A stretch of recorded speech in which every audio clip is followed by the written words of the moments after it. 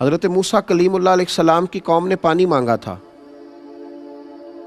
ہم یہ کہتے ہیں کہ ہوگا کیسے، ملے گا کیسے، مثلا کس طرح کر کے ہوگا، یہ اللہ پہ چھوڑ دیں. مالک پتہ ہی نہیں لگنے دیتا کس طرح حالات بہترین فرما دیتا ہے. وہ کیسے کرے گا ہمیں خبر نہیں ہوتی، اور آپ نے زندگی میں، میں نے زندگی میں یہ تجربہ کیا ہوگا کہ نہیں پتہ چلتا حالات کیسے ٹھیک ہو جاتے ہیں. حضرت موسیٰ علیہ السلام کی قوم نے آ کے پانی مانگا تھا کہ پانی دیجیے.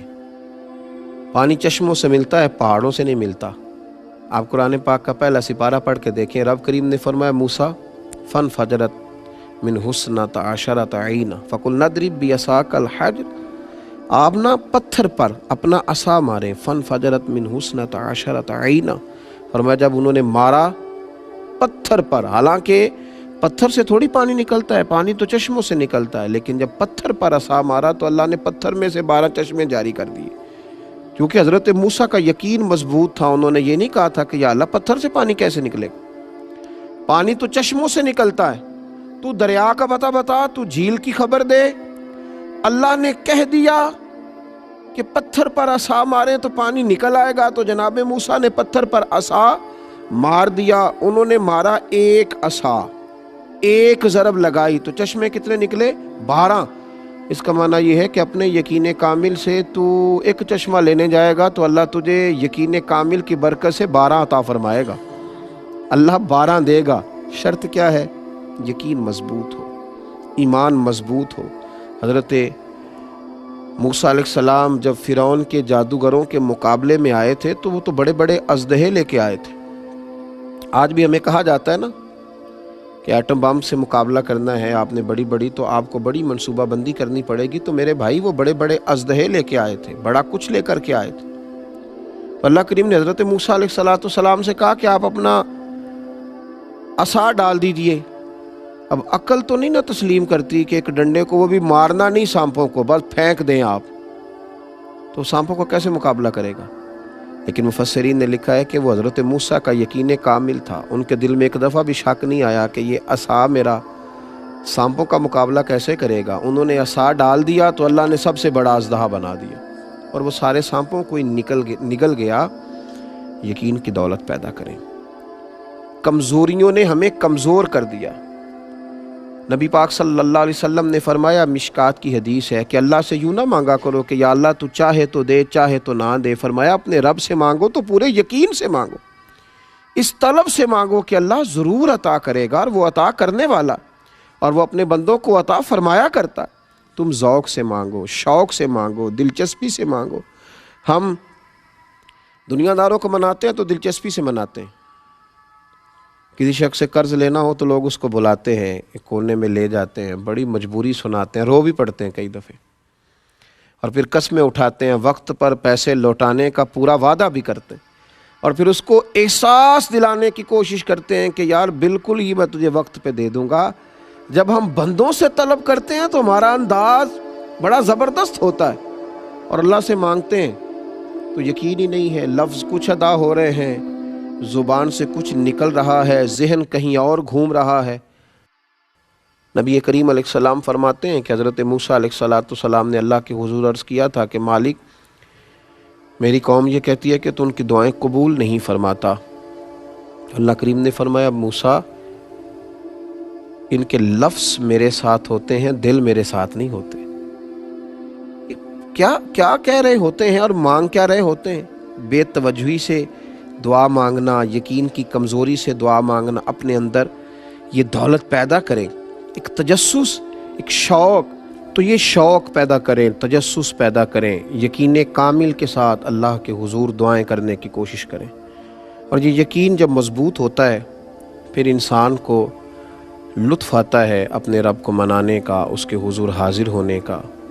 پھر وہ بہت ساری بے یقینیوں سے، بہت ساری تڑپ سے وہ بچتا ہے. نبی کریم صلی اللہ تعالیٰ علیہ وآلہ وسلم نے صحابہ کرام علیہم رضوان کے سامنے جب کسی گفتگو کا آغاز فرمایا تو حضرت انس بن مالک رضی اللہ تعالیٰ عنہ فرماتے ہیں اگر حضور قیامت کا ذکر کرتے تھے تو ہمیں یوں لگتا تھا کہ مسجد سے اٹھ کر کے جائیں گے اور قیامت آ جائے گی.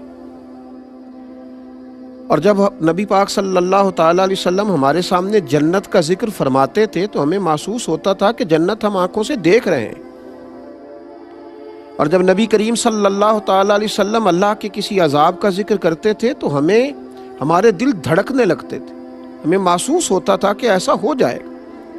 یقین کامل کے ساتھ جب چیزیں سنی جاتی ہیں، اور یقین کے لیے یہاں تھوڑی سی محنت کرنی پڑتی ہے، دل کو ذرا ٹھہرانا پڑتا ہے، کچھ ماحول ایسا پیدا کرنا پڑتا ہے۔ حضرت ام سلمہ رضی اللہ تعالی عنہا جو بعد میں ام المومنین بنی، مسند امام احمد میں حدیث ہے، فرماتی ہیں کہ نبی پاک علیہ الصلوۃ والسلام کے صحابی ابو سلمہ جو میرے شوہر تھے تو بڑے شفیق تھے، بڑے مہربان تھے، بڑا پیار کرنے والے تھے، اور مدینے میں میرے شوہر کی لوگ مثالیں دیا کرتے تھے۔ ام سلمہ کا شوہر ابو سلمہ بڑا ہی رفیق ہے، بڑی محبت کرنے والا ہے۔ فرماتی ہیں وہ مسجد نبوی شریف سے جو بھی سن کے آتے مجھے گھر آ کے سنایا کرتے۔ ایک دن وہ مسجد سے حدیث سن کے آئے تو بڑے خوش تھے، اور آ کر کے مجھے کہنے لگے کہ ام سلمہ آج میں ایسی بات سن کے آیا ہوں کہ تم بھی اس پہ عمل کرو گی تو اللہ تمہیں بڑا ہی اجر عطا کرے گا۔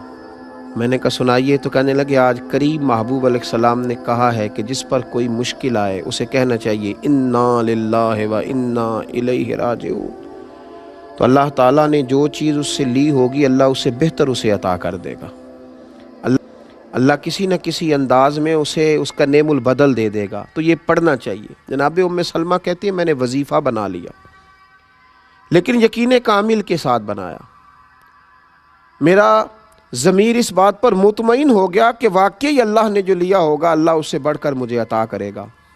آپ فرماتی ہیں وہ شوق، وہ ذوق، اس دلچسپی سے میں پڑھتی، اور میں نے اس کا ایک بار نہیں 20 بار تجربہ کیا کہ میں جب بھی اس کو پڑھتی تو میرا جتنا نقصان ہوا ہوتا اسے بہتر چیز اللہ مجھے عطا کر دیتا۔ فرماتی ہیں مجھ پر ایک ایسی مصیبت آئی جو میں کبھی سوچ نہ سکتی تھی، میرے شوہر جناب ابو سلمہ انتقال کر گئے، اور ایسا شخص چلا گیا، ایسا شخص اٹھ گیا جس کی لوگ مثالیں دیتے تھے۔ حضرت ام سلمہ رضی اللہ تعالیٰ عنہ فرماتی ہیں میں بڑی پریشان ہوئی، وہ وظیفہ میں نے پڑھ لیا جو حضور نے کہا تھا انا للہ و انا الیہ راجعون، پر میں سوچتی تھی اب میں بوڑھی بھی ہوں، حسن بھی وہ نہیں رہا، اور ابو سلمہ سے اچھا شوہر مجھے کیسے ملے گا؟ پر محبوب کے اس فرمان پر بھی یقین کامل تھا کہ اللہ بہترین نعم البدل عطا کرے گا۔ جناب ام سلمہ رضی اللہ تعالیٰ عنہ کہتی ہیں میں اپنے بچوں کے درمیان پریشان بیٹھتی تھی، میری عدت گزری۔ مسلمانوں جب یقین کامل ہوتا ہے تو پھر جناب ام سلمہ کہتی ہیں اللہ تمہیں ایسا نوازتا ہے تم نے کبھی سوچا بھی نہیں ہوتا۔ آپ فرماتی ہیں کہ میرے گھر میں اتنا بڑا اعزاز مجھے ملا کہ خود اللہ کے محبوب علیہ السلام تشریف لائے۔ میں سوچتی تھی ابو سلمہ سے اچھا شوہر کیسے ملے گا، تو نبی پاک علیہ السلام نے مجھے آ کر کے کہا کہ ام سلمہ میں تیرے ساتھ نکاح کرنا چاہتا ہوں۔ کہتی میں اس قدر خوش ہوئی کہ میرے آنسو بہہ گئے۔ میں نے کہا کہ محبوب کی بات پر یقین کامل نے مجھے اتنا نواز دیا کہ میں کہتی تھی ابو سلمہ سے اچھا شوہر کیسے ملے گا، اور رب کریم نے مجھے ساری کائنات سے اچھا شوہر عطا کر دیا۔ حضرت ام سلمہ کہتی ہیں میں نے عرض کی یا رسول اللہ صلی اللہ علیہ وسلم میں بوڑھی بھی ہوں، کوئی زیادہ خوبصورت بھی نہیں، حضور میں کوئی خدمت نہیں کر سکتی، تو یہ شفقتیں، تو حضور نے فرمایا بس میں تمہیں اور تیرے بچوں کو سہارا دینا چاہتا ہوں۔ تو آپ فرماتی ہیں میرے یقین کامل نے مجھے مومنوں کی ماں بنا دیا ہے، میرے یقین کامل، اعتماد کی مضبوطی۔ جب جنگ احد ہو رہی تھی نا تو کفار نے ایک افواہ یہ پھیلا دی تھی کہ نبی پاک علیہ السلام کو شہید کر دیا گیا، اور یہ ایک بہت بڑی سازش کی تھی قریش مکہ نے، چونکہ اس سے مسلمانوں کے حوصلے ٹوٹ گئے۔ ان کا خیال تھا کہ اب ان کے یقین میں کمزوری آئے گی۔ صحابہ کچھ بکھر گئے، کچھ ذہن بکھر گئے۔ حضور علیہ الصلوۃ والسلام کی شہادت کی خبر نے لوگوں کو کمزور کر دیا۔ حضرت انس بن نضر رضی اللہ تعالیٰ عنہ جناب انس بن مالک کے چچا تھے، حضرت عمر فاروق سے ملے، احد کے میدان میں جنگ ہو رہی تھی، تو جناب عمر کہتے ہیں اس شخص نے اتنا یقین کامل والا فکرہ بولا کہ لوگوں کی سوچیں بدل گیا۔ کہنے لگے عمر حضور شہید ہو گئے؟ تو میں نے کہا خبر تو میں نے بھی سنی ہے۔ تو کہا عمر یہ جو جنت کا پہاڑ ہے نا اس کے قریب سے مجھے جنت کی خوشبو آ رہی ہے، جنت دور نہیں ہے، میرا یقین یہ کہتا ہے کہ جنت بالکل قریب ہے، خوشبو آ رہی ہے، آؤ چلیں، آؤ چلیں اور چل کے جنت کی اس خوشبو کو حاصل کریں۔ حضرت عمر کہتے ہیں کہ جب انہوں نے کہا نا جنت کی خوشبو آ رہی ہے تو میں نے توجہ کی تو واقعی خوشبوئیں آ رہی۔ اس کا مطلب ہے یقین کامل ہو تو جنت کی خوشبوئیں دنیا میں بھی نصیب ہو جاتی ہیں، شرط یہ ہے کہ یقین مضبوط ہو، یقین کامل ہو۔